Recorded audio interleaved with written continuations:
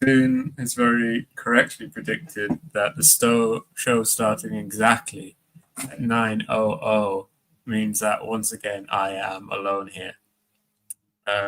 This is Philosophy of the People with Stefan Bertram, and it should be with Ben Burgess. But Ben Burgess has been very busy, basically since the resumption of how's it been? Maybe 6 weeks or so. But in that time, I've been doing these alone, and kind of in a sequel to last week's discussion of Tolkien and Spengler and the reactionary history that is portrayed in Lord of the Rings and in the works of Spengler, and how that relates to our present moment, and how, while often inaccurate for the time they were written, the works of Spengler and Tolkien can seem especially relevant in the present day. Obviously, my camera, which was perfectly fine every moment before the second I hit the go live button, is now being very annoying. I will make myself small. The connection here is between the fantasy series The Wheel of Time and Nietzsche's concept of the eternal return, and how this relates to a certain idea of historical conservatism, a lack of kind of revolutionary history, and kind of a great man theory of history, where history is not decided by the masses, but by certain special individuals.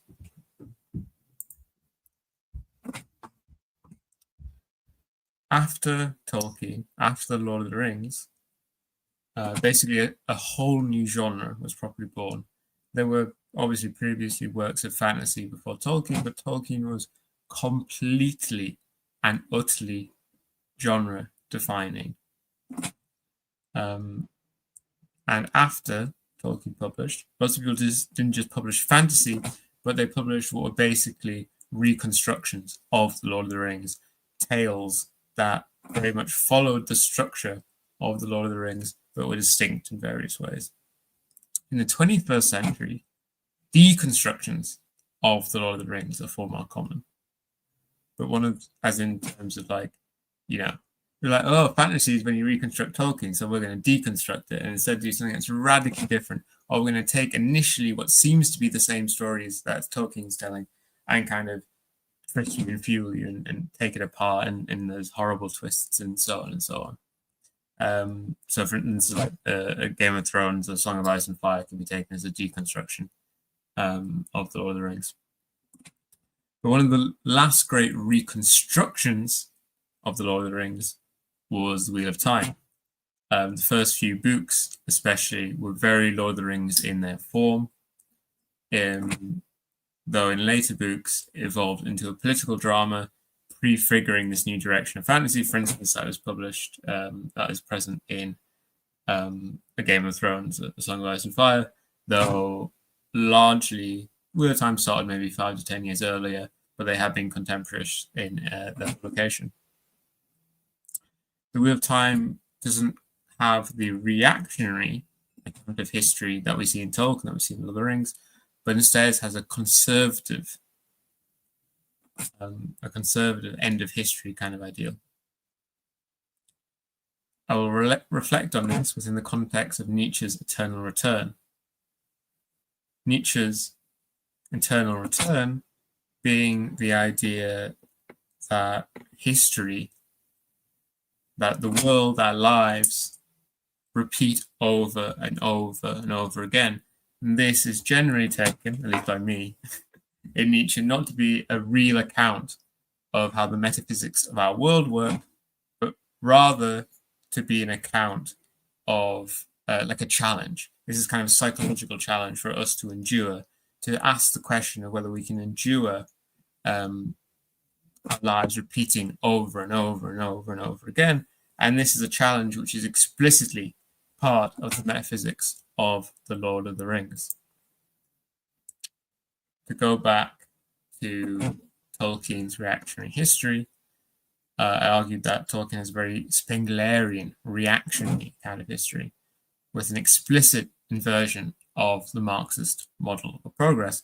In Marxism, we have these sages of history where the mode of production becomes more productive, we enter into more and more productive eras.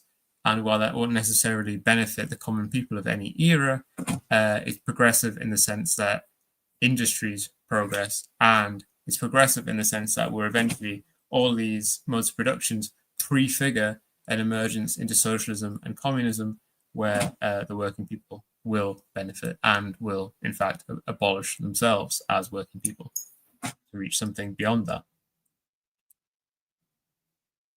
I forgot to finish this slide. Tolkien's idea of history is based on continual mutation and decline. Everything's getting smaller, weaker, less impressive. One where the desire for societies to reach out and affect the world invariably leads to their decline, no matter how noble they are. And one where the Faustian drive, the drive towards progress, is the worst of all things. The villain, the grand villain of the Lord of the Rings, Sauron, is a kind of primordial spirit of industry and creation and smithing and making. That's why he creates the rings. And similarly, Sauron's fall to evil is represented in him beginning an orcish industrial revolution in the Westlands. Oh, there are the rest of the words. The conservative end of history of the Wheel of Time. The kind of bywords of the Lord of the Rings, or of the Wheel of Time, are the Wheel of Time turns, and ages come and pass, leaving memories that become legend. Legend fades to myth, and even myth is forgotten when the age that birthed it comes again. In the Wheel of Time, we're locked into this cyclic world history, where events repeat over and over again across such an immense time scale that once these events come around, all myth of them has entirely faded away. And this is not just something which is present in the Wheel of Time, but it's quite present in lots of different contemporary fantasy works. Normally, the fantasy work is like the actual story that we see is located somewhere near the bottom of this cycle, or not normally right at the bottom. As we'll get into later, the bottom of this cycle is normally an immense, crushing kind of apocalypse where everything is reset back to zero. So the count is obviously anti-communist, is not fitting in any way with Marxism, but I would suggest that both it and Nietzsche, more than just being anti-Marxist or anti-communist, are fundamentally conservative.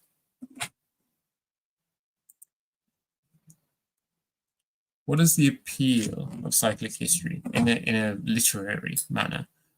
In what manner does cyclic history serve to help a story along? To answer this, we ought to return to what is appealing about Lord of the Rings' cyclic declines. It allows for this great, shocking breadth of history. It allows there to be these ancient ruins without having an advanced civilization which exists around them. Yeah. That you can have these ruins which are greater than anything that everyone has. You know, we enjoy the Parthenon, and it impresses us, the Parthenon in Greece and Athens. But we could build the Parthenon. We could rebuild the Parthenon. We don't do it because it's seen as like a culturally false thing. We feel like if we rebuild the Parthenon, we would somehow be insulting its history and so on. But the people in Lord of the Rings could not reconstruct these ancient memorials. Yes, Wheel of Time is very, at least, I don't particularly think Robert Jordan, the author of Wheel of Time, was deep into Buddhism or whatever, but it's clearly influenced to the degree to which there is this take-up of these ideas in Western philosophy by these Buddhist kind of Eastern ideals. The pure cyclic approach allows for this depth of history that we have in the Lord of the Rings, an ancient wonder without having to go along with the constant demutation of society.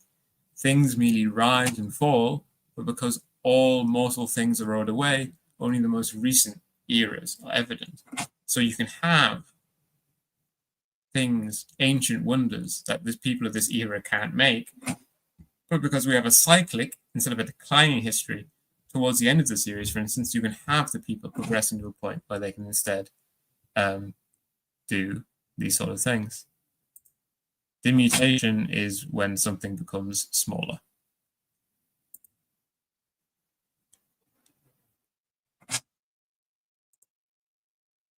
True apocalypse. What appears also more frequently in later cyclic works, later fantasy works which use the cyclic model of history, is true apocalypse. The most similar thing to true apocalypse in Lord of the Rings is the sinking of Numenor, but this was not 1,000 years of ash and smoke. Instead, in Lord of the Rings, we have, instead of the gradual decline of Lord of the Rings, which does have its sharp rise of heroic moments within the decline, like, for instance, when the charge of the Rohirrim happens towards the end of the third book, towards the end of the third film. This is spoken about in the book as like a return to the glories of the men of the First Age, but it's only for like half an hour, and then we're back to declining and becoming pathetic, and King Theoden dies, and so on and so on. What the cyclic form allows is immense disaster, as strong recoveries are also permitted. You can't really have within a declining demutation kind of account of history, as you see in Lord of the Rings, immense apocalypses. Because once that happens, you're very reluctant. It's very hard to fit in with that model a recovery, because it doesn't fit within this gradual declining system if you have an incredibly great and powerful revival after a massive crushing defeat. The world of the Wheel of Time has faced many near ends, from the folly of men and the work of the Dark One. We see a third age, and it's the third age in the Wheel of Time as it is the third age in the Lord of the Rings that we see our narrative center itself. We see a third age in the Wheel of Time which is diminished much compared to its prior glory, but we know, unlike Lord of the Rings, that things are going to get better.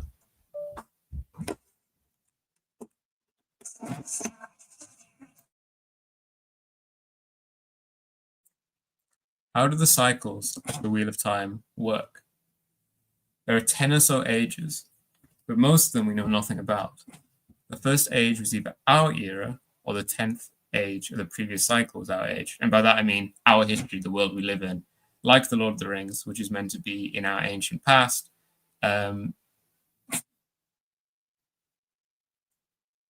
Yeah, I've tried to solve it and it didn't work, so I'm just kind of embarrassed about it.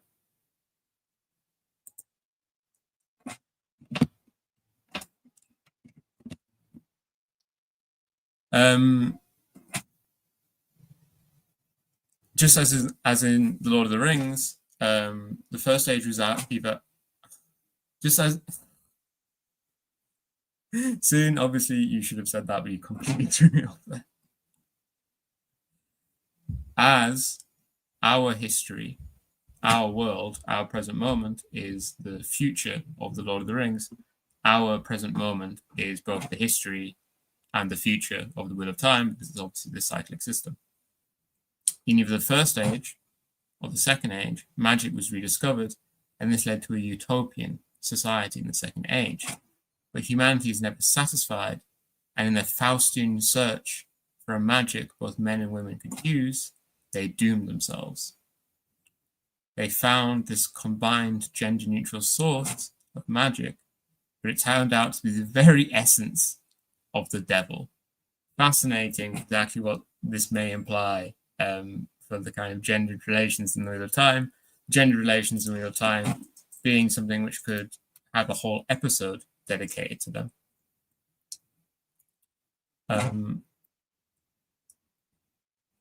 And the Dark One being let out of prison doesn't, and to be clear, when the Dark One is let out of prison by this act, this doesn't then immediately lead to a massive, enormous war that comes later. Rather, what the the devil does is lead to like a moral rot of the society. It's destruction via moral rot. And this is obviously very interesting and being very much like not a materialist account of history in the world, where rather than a civilization falling because of inherent contradictions in its mode of production or something like this, it falls because people become bad guys because the evil man made them.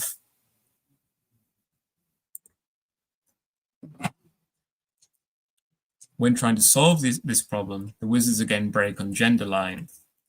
The men go off to seal the devil away, but he corrupts the male half of magic, and this brings forth an apocalypse that nearly drives humanity to extinction because all the male wizards go mad and destroy the world.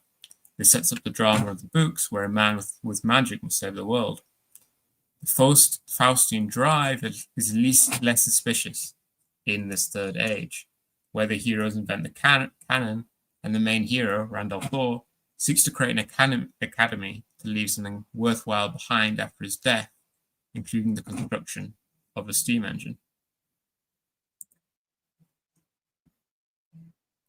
It's important to note that while they seal the devil away at the end of the 14-book cycle. Spoilers, sorry. This will only last as long as until the ages cycle around again. In some way, the doom seems assured, as the devil only has to win once. The devil wins once, and there's no one to seal him away, and surely he won't become so weakened as to let them out again.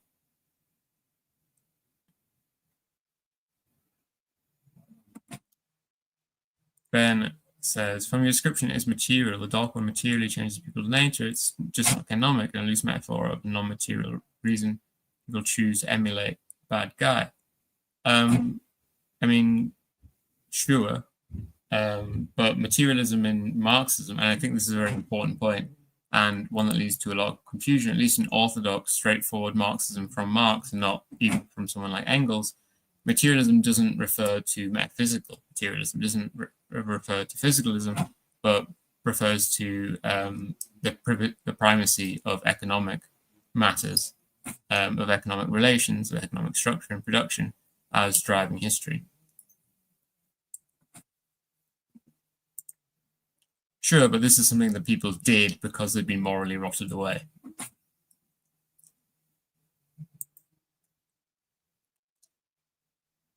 There's no reason to believe that there have not already been infinite cycles.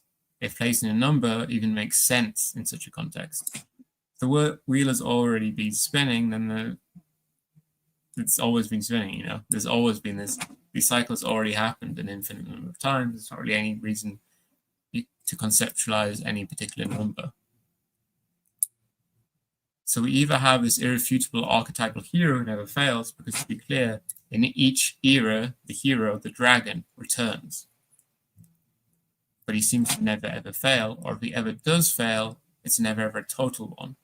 It's impossible for him to fail totally, or he already would have, and history would have ended with a victory for the devil.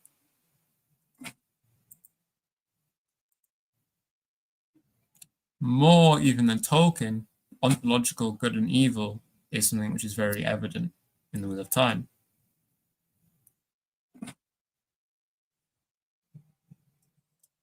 In the Wheel of Time, things are even more Manchean than the Lord of the Rings.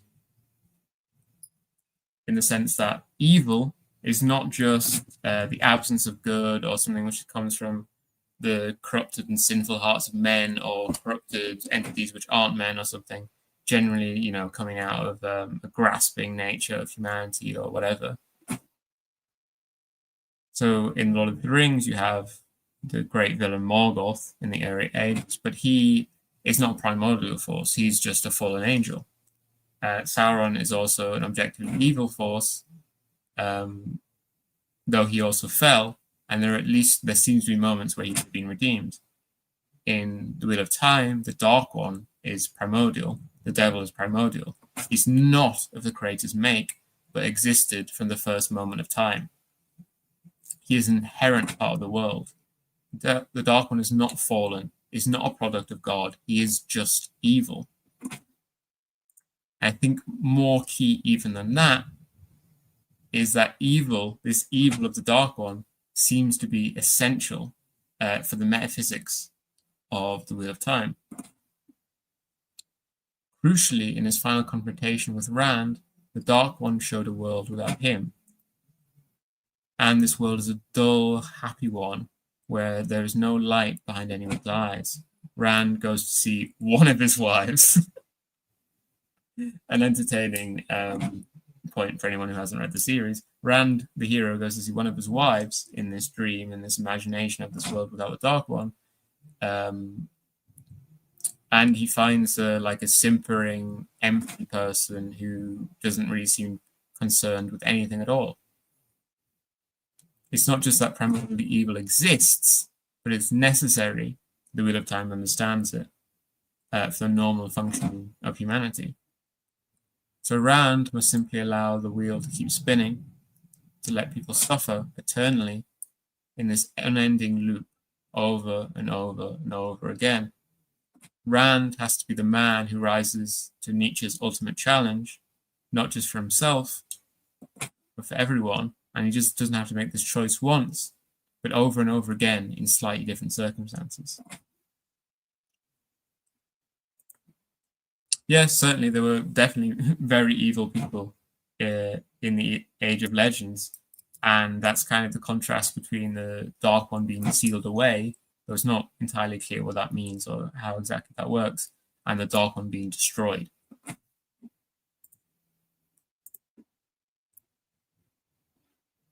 Nietzsche wrote, "The greatest weight.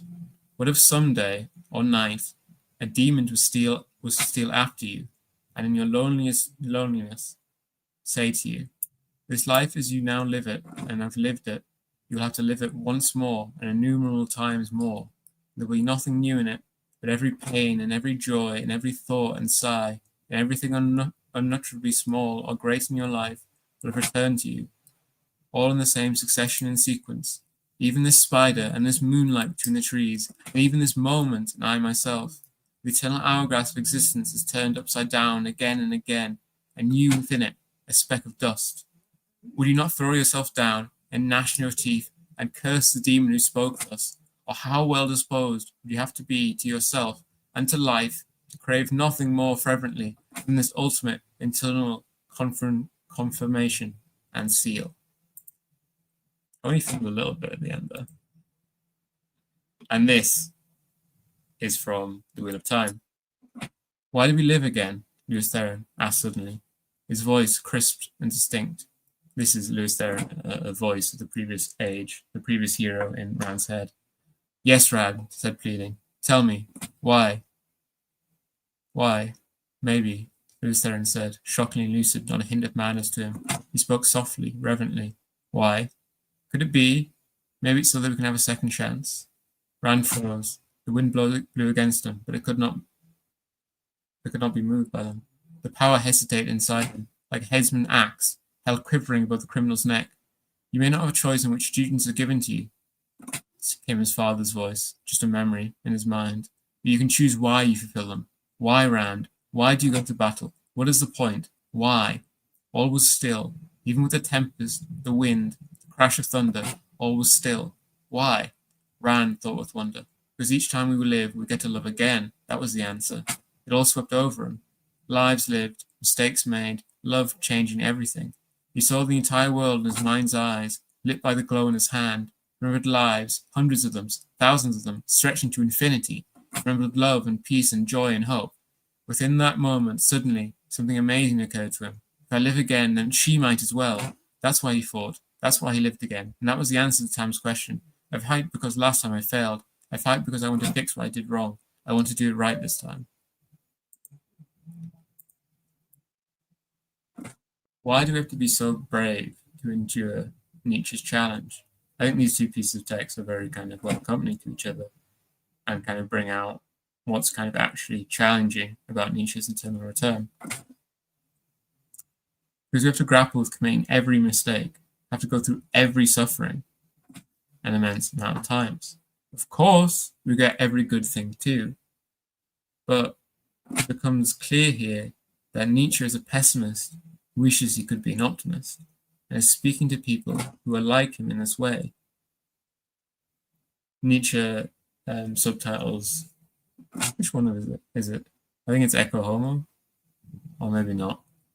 A book for all of none, a book for all and for none, where Nietzsche's point being his books are for those that have a disposition towards them, for those who could benefit from them, for those who could get something out of them. Nietzsche is explicitly not a universalist.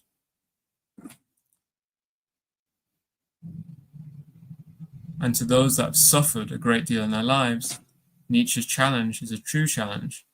And Rand, from The Wheel of Time, suffered immensely. But he also loved and was loved far more than Nietzsche ever did. And he reaches his apotheosis at the end of the books. He reaches his kind of point of peace and reckoning with himself, not through any kind of Nietzschean ascendance, but rather becoming this Christ-like figure who disconnects himself more and more from the world instead of the Nietzschean solution of feeling yourself more and more within the world. Yes, Benzer is correct that it was thus spoke Zarathustra, which is for all and for none. Who does Nietzsche think could accept the eternal return? One who lacks regrets, who aims exactly towards the life that they want. The point of it is to challenge us to ask, if this is not a life we can tolerate doing over an infinite number of times, if the life we presently lead, we couldn't imagine ourselves doing it over and over again, why are we willing to do it once? But to return to the earlier discussion, I don't think this is a particularly fearful challenge unless you're already miserable. I mean, it could be just fundamentally psychologically, I'm missing something, or being kind of like overly rational in this weird philosophical way. But it seems if I'm content enough to live my life over and over again, if I'm content enough to live the life as I have once, then the idea of living it over and over again shouldn't be particularly disturbing to me. Ultimately, it doesn't really feel like it could matter at all, because as long as I don't know it, then the difference between a life lived over and over and over again and one lived once doesn't really seem to be different at all. What is notable about the Wheel of Time, and especially the case of Randall IV, is he does know. He does have the memories of his past life, and they torture him. They drive him almost to madness. He's haunted by his previous spin through the wheel, while at the same time gets the knowledge he needs from this ancient ghost in his head.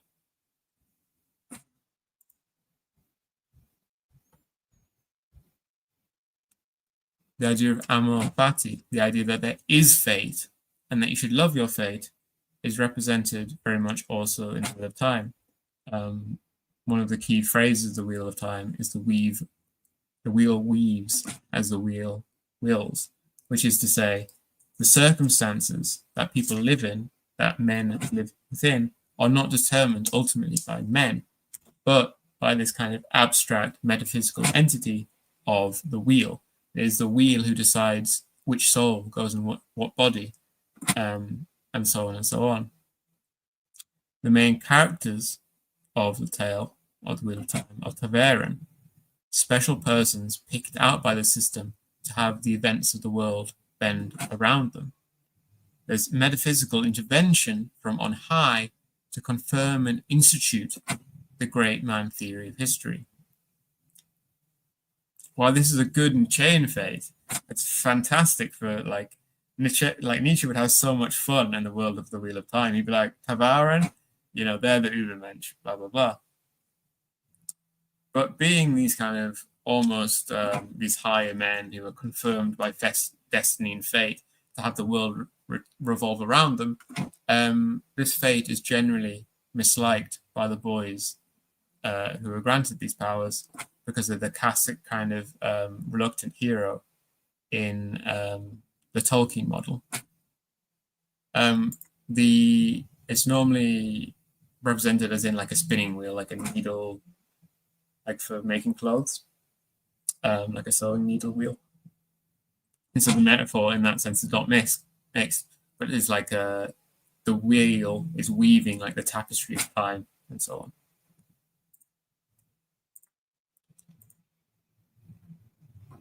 what is problematic about this account of history? You know, when I was writing this slide, I was like, well, people have really ruined like the word problematic, because it's completely the appropriate word to use in the circumstances to say what's problematic about this kind of history. But you really don't want to, because it sounds cringe these days. The problem here is there's no way out. There's no end of history. Reaching utopia, as the people do in the Second Age, does not mean remaining in utopia. It means forgetting that the devil was ever locked away and letting him out over and over again. The people of the Third Age and the people of the Fourth Age would, of course, never go to the ball where the Dark One is sealed and drill away, hoping to get some power. But an age passes, and age passes, and age passes, and age passes, and suddenly everyone forgets that the devil was hidden away.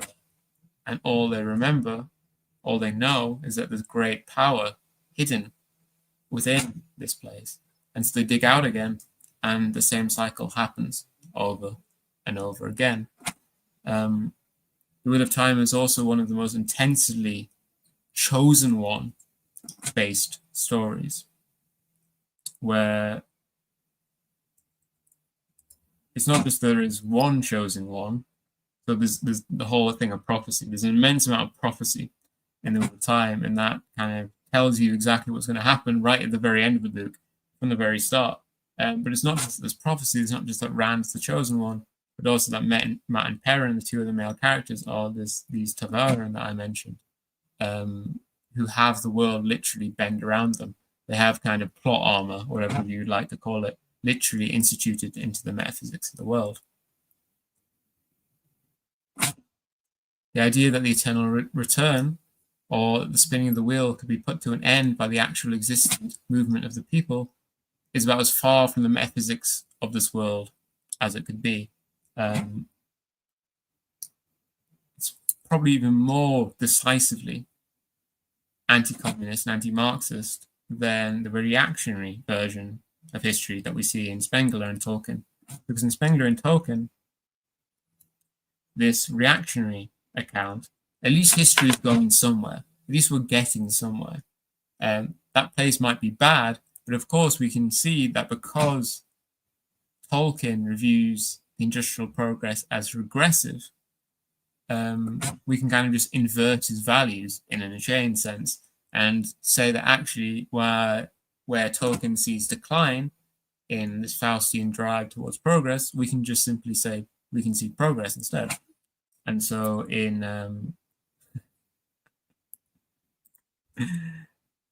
Jem says, why are you ruining the Wheel of Time for me?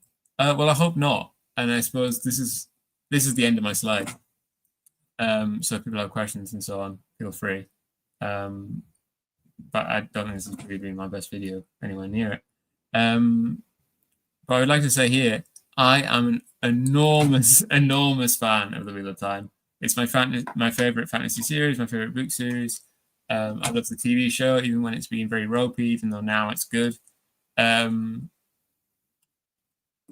as often is the case, beautiful works of literature have within them embedded metaphysics which are not appealing in any way. And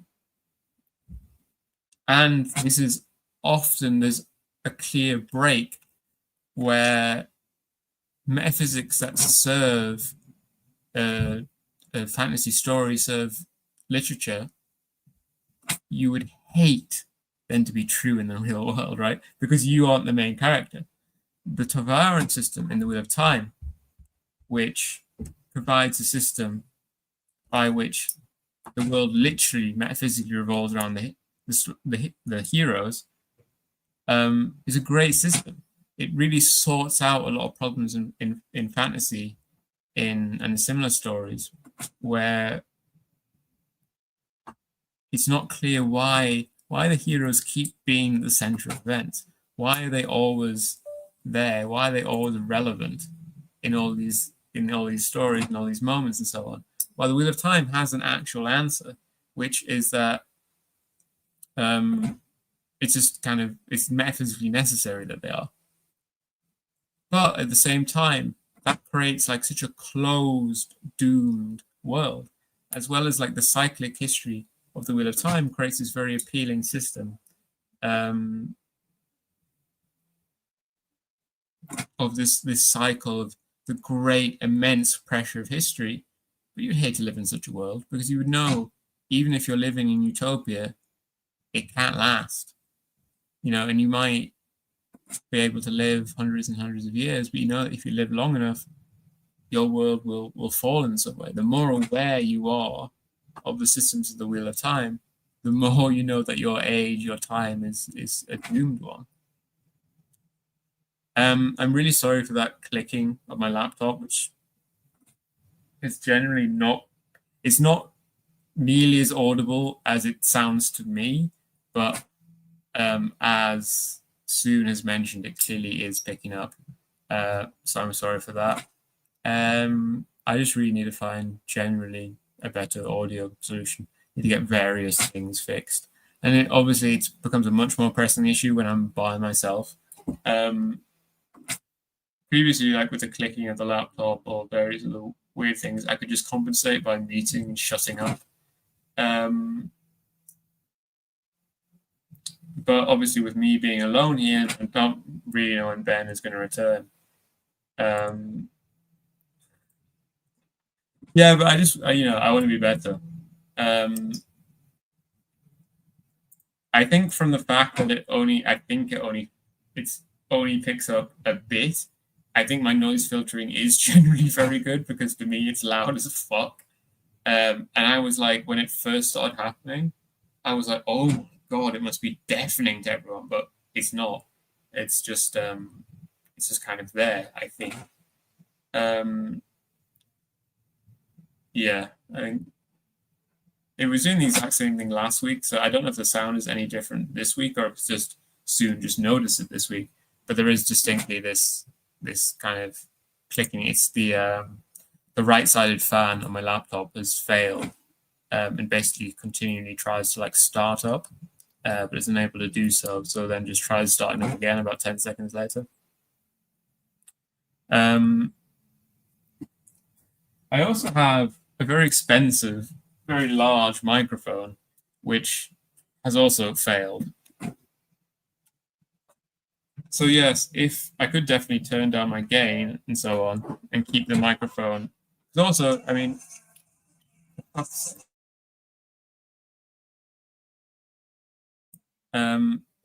I had this working, then yes, what I could do was just place the microphone and say here, far away from where this weird clicking, hissing, crackling sound is, and all would be well. But the issue is that this doesn't work. This lovely, expensive microphone is broken. But yes, this week I just need to be brave and decisive and go sort it out. Though the thing is, I've got no idea what I'm even going to do next week if Ben isn't here, or if I might. Oh.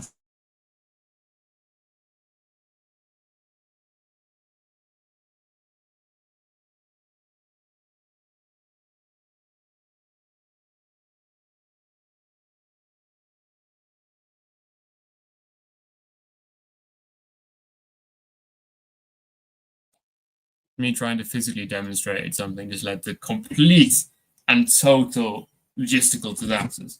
But yeah, I don't know if I'm even going to be doing anything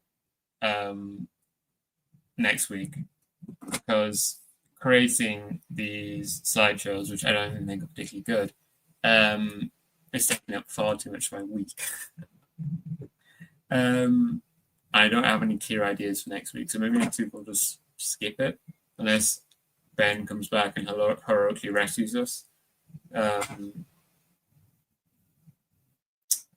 yes, I mean, I would like to do an episode on gender in the Wheel of Time. But I don't think I should do like fantasy like 3 weeks in a row. And I do something more current affair-y, based on like happenings in Turkey and in Kurdistan, then it can become very hard to make that relevant to philosophy.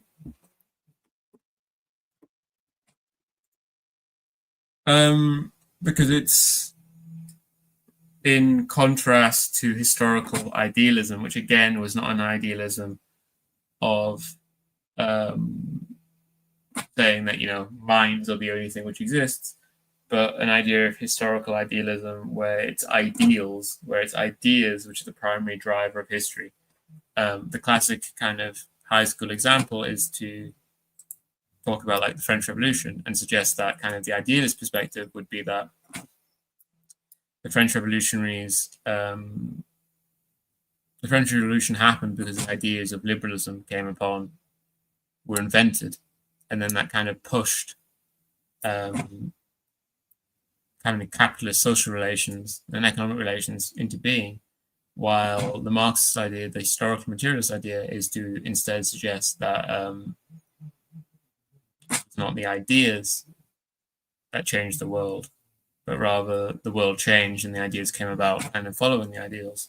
And of course, in some sense, if we're physicalists, we think ideas are physical, or at least they're very closely related to the physical.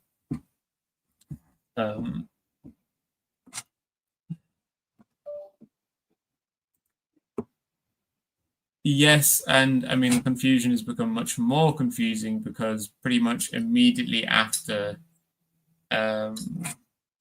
Marx, and we see this, I think it was Engels that kind of invented it, we see dialectical materialism, which is normally actually a metaphysical account, or at least a one which stretches far out beyond like a political historical economy into various fields of study, suggesting that they're all kind of driven by some kind of dialectical material relationship.